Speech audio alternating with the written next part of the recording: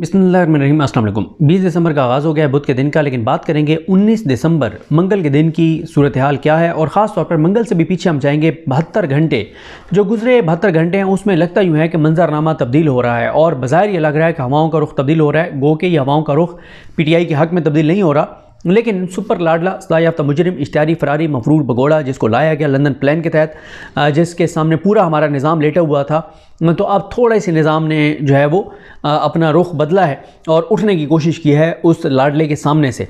वरना तो जो कुछ इस मुल्क के अंदर हो रहा है उस लाडले के लिए वो आप देख ही चुके हैं। खैर, इतना डैमेज कर दिया गया है पाकिस्तान को, जिस तरह से उसको बरी करवाया गया और सारी चीज़ें, कि वो भी अब उसका अजाला तो खैर मुमकिन नहीं है और पाकिस्तान ऐसा लगता है कि कई दहाइयाँ जो है वो पीछे चला गया है। लेकिन बहरहाल मंजरनामा बदला है और मंजरनामा ये बदला है कि सबसे पहले तो आपने देखा कि अब तक 5 बार्स की जानिब से पिछले कोई 14 घंटों में 5 बार्स की जानिब से इलेक्शन कमीशन और चीफ इलेक्शन कमिश्नर के ऊपर तहफ़्फ़ुज़ात का इजहार हो चुका है।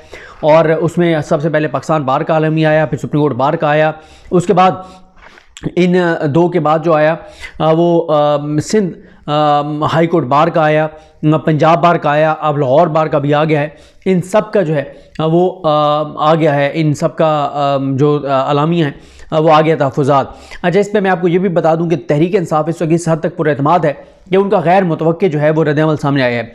हालांकि तहरीक इंसाफ को तो कहना चाहिए था कि बिल्कुल चीफ इलेक्शन कमिश्नर फ़ौरन मुस्ताफ़ी हो, ये हो वो हो, लेकिन बैरिस्टर अली ज़फ़र साहब ने तहरीक इंसाफ की जानिब से जो रद्द-ए-अमल दिया है, उन्होंने कहा कि देखें, असूलन बात ठीक कर रही है सुप्रीम कोर्ट बार और पाकिस्तान बार, लेकिन ये टाइम ठीक नहीं है कि चीफ इलेक्शन कमिश्नर जो है वो मुस्ताफ़ी हो, क्योंकि अगर चीफ इलेक्शन कमिश्नर मुस्ताफ़ी होगा इलेक्शन डिले हो जाएंगे और हम ऐसा नहीं चाहते। हामिद खान साहब ने भी बात की है तहरीक इंसाफ की जानिब से कि ये जो दोनों बॉडीज़ हैं, पाकिस्तान बार भी और सुप्रीम कोर्ट बार, ये इंडिपेंडेंट बॉडीज़ अब नहीं रही और ये जिनके हाथों में खेल रही हैं हमें पता है, लिहाजा इनकी बात पर हम उस तरह से जो है वो यकीन नहीं कर सकते, एतमाद नहीं कर सकते और इनकी बात को सपोर्ट कर सकते हैं। तो ये हो गया। अब देखें, कुछ वो ये जो सुप्रीम कोर्ट बार, पाकिस्तान बार के नुमाइंदे जाके टीवी चैनल्स पे बड़ी कोशिश कर रहे हैं कि नहीं हमारा मकसद ये नहीं था, वो नहीं था। भाई, प्रेस रिलीजें चीख कर बता रही हैं कि आपने क्या कहा है, अब आप जो मर्ज़ी करें। अब चीज़ें जो हैं वो खुल के सामने आ गई हैं, क्योंकि ये दोनों सुप्रीम कोर्ट बार और पाकिस्तान बार, ये हो नहीं सकता कि ये इंडिपेंडेंटली, ये इंडिपेंडेंट ग्रुप नाम का इंडिपेंडेंट है, इंडिपेंडेंट नहीं है कि ये इंडिपेंडेंटली कोई एक्शन लें, कोई बात करें। क्योंकि अगर इनको पाकिस्तान के अंदर इनको इतनी फिक्र है आइन कानून जमहूरियत की, तो 90 दिन में जब इलेक्शन का मामला था उस पर ये साथ नहीं थे।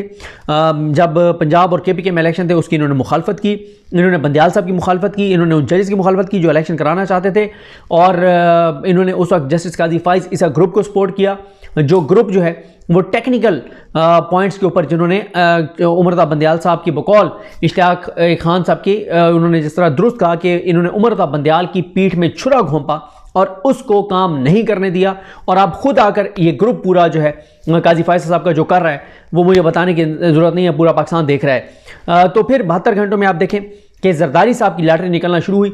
जरदारी साहब जो पहले ही 2 इंटरव्यूज़ देकर उन्होंने अपनी CV पेश की थी, उन्होंने कहा था जी मैं हाजिर, मैं खादिम, मैं नौकर, छोड़े नवाज शरीफ को, इसको भी तो ज़बरदस्ती लाना है, हमारे ऊपर हाथ रखें, हम तो हमेशा ताबेदार रहें, और बिलावल पे भी लानत भेजें, बिलावल को मैंने पीछे कर दिया है, डिसऑन कर दिया है, सियासी तौर पर आग कर दिया है, वो बच्चा है, ना समझ है, ना अहल है, उसको किसी चीज़ का पता नहीं है, छोड़ें उसको, मैं हाजिर हूँ। उसके बाद फिर काम बनना शुरू हो गया पीपल्स पार्टी का। सरफराज बुक्टी साहब पीपल्स पार्टी में शामिल, जमाल रेसानी पीपल्स पार्टी में शामिल, अब इसरार तरीन जो हैं वो पीपल्स पार्टी में शामिल, हामिद सईद काज़मी साहब पीपल्स पार्टी में शामिल। जरदारी साहब को गवर्नर हाउस KPK में प्रोटोकॉल दिया जाता है, सर्किट ऑफ बलूचिस्तान में प्रोटोकॉल दिया जाता है, और अब वो जो लोग थे जिनको भेजा जा रहा था नून लीग में, अब वो जाना शुरू हो गए हैं पीपल्स पार्टी के अंदर। और इसी तरह से जो नून लीग के साथ सीट एडजस्टमेंट वाले थे, काफ लीग, वो कह रहे हैं हमारी कोई सीट एडजस्टमेंट नहीं हुई, और भी नून लीग से ज़रा साइड पे होना शुरू हो गए हैं लोग। और फिर साथ ही आप एक और चीज़ ये देखें कि नवाज शरीफ का जो मोहरा था आज चीमा, उसको इलेक्शन कमीशन ने फारिग कर दिया, लेकिन जो आज चीमा को फारिग किया गया वो तो अपने काम कर चुका है। शहर इक़्तिदार पे हमने वीडियो की, उसमें हम तफसील से फ़हीम अख्तर साहब से भी हमने बात की कि वो ब्यूरोक्रेसी को देख रहे थे, उन्होंने फील्डिंग सारी सेट कर दी है। इलेक्शन कमीशन ने गोंगलों से मट्टी उतारने के लिए, अपने आप को इंडिपेंडेंट शो करने के लिए इलेक्शन कमीशन ने ये ड्रामा किया है ये ड्रामा। लेकिन बहरहाल ये ज़रूर है कि नवाज शरीफ के मोहरे को धचका तो लगा है। बाकी जहाँ तक बल्ला इन्होंने लेना है, लेकिन उस पर पेशावर हाई कोर्ट ने इनको एडवर्स ऑर्डर जारी करने से रोका हुआ है। अगर पॉजिटिव ऑर्डर है पीटीआई के हक में है वो ये जारी कर सकते हैं, एडवर्स ऑर्डर ये नहीं कर सकते। उस पर इलेक्शन कमीशन को रोका हुआ है पेशावर हाई कोर्ट ने। आप देखना है, मेरे ख्याल 21 अगली हेयरिंग है। लेकिन ये भी है कि अगर इलेक्शन कमीशन चला जाता है सुप्रीम कोर्ट, वहाँ सरदार तारिक मसूद साहब बैठें तो वो शायद हाई कोर्ट का इंटरिम ऑर्डर वैसे उड़ा दें और इधर से इलेक्शन कमीशन अनाउंस कर देगा कि बल्ले का निशान जो है वापस लिया जा रहा है। अब तक की दोबारा सूरत हाल जो है वो यही है। तो बाकी जहाँ तक पीटीआई है, पीटीआई के साथ तेज़ी हो गई है, तेज़ी आ गई है उनके लोगों को छुड़वाने वाली। जो लोग नहीं छोड़े उनके घरों पे छापे शुरू हो गए। कल उस्मान डार साहब की वालदा के साथ जो कुछ हुआ वो आपने देखा, और इंतहाई बेशर्मी, ढटाई, और मैं क्या लफ्ज़ इस्तेमाल करूँ, वो जो वहाँ का डीपीओ है जिस तरह कि उसने बयान जारी किया और उसने तस्दीक किया कि हाँ पुलिस गई थी, और ये बहुत बहुत बहुत बहुत जुल्म कर रहे हैं। पाकिस्तान के लोगों के दिलों में पुलिस की नफ़रत भर रहे हैं सिर्फ अपने ओहदों के लिए, शरीफ ख़ानदान से वफादारी के लिए। ये बड़ी ज़्यादती है। और ये हसन जो है डीपीओ इनकी मरीम नवाज़ ने तारीफ़ की हुई है, ये हसन वही है जिसने इमरान रियाज खान साहब को गिरफ़्तार किया था और फिर इमरान रियाज खान साहब को गायब किया, ये वही हसन है डीपीओ। तो बहरहाल वक्त गुजरेगा, अल्लाह ताला करम करेगा, इन लोगों को जवाब और हिसाब तो देना पड़ेगा। इंशाल्लाह वो वक्त आएगा पाकिस्तान के अंदर। यहाँ पे टाइम गुजरते हुए पता नहीं चलता। एक वक्त होता है कि आप किसी का नाम भी नहीं ले सकते, और फिर एक टाइम वो भी आता है कि जिनका नाम नहीं लिया जा सकता वो पाकिस्तान में रहने के काबिल नहीं रहते। तो ये वक्त बदलता है और वक्त बदलेगा इंशाल्लाह। वक्त की सबसे अच्छी बात यह है कि वक्त एक सा जो है वो नहीं रहता।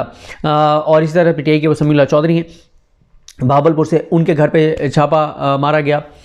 फजल मौला जो हैं आई थिंक सवात से, उनको जो है वो गिरफ़्तार किया गया, और कुछ जो है वो वीडियो पैगाम जारी कर रहे हैं कि हम इलेक्शन नहीं लड़ेंगे। तो ये सारी जो है वो चीज़ें हैं। अब आ जाए ज़रा तहरीक इंसाफ ने अपने जो उनके जो इलेक्शन उनके टिकट पर लड़ना चाहते हैं उनके लिए तहरीक इंसाफ ने बड़ी इंपॉर्टेंट हदायत जो हैं वो जारी की हैं।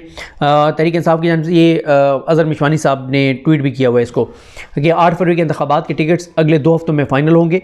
अगर आप तहरीक इंसाफ का टिकट हासिल करना चाहते हैं तो मद्देनज़र झैल नुकात पर अमल करें।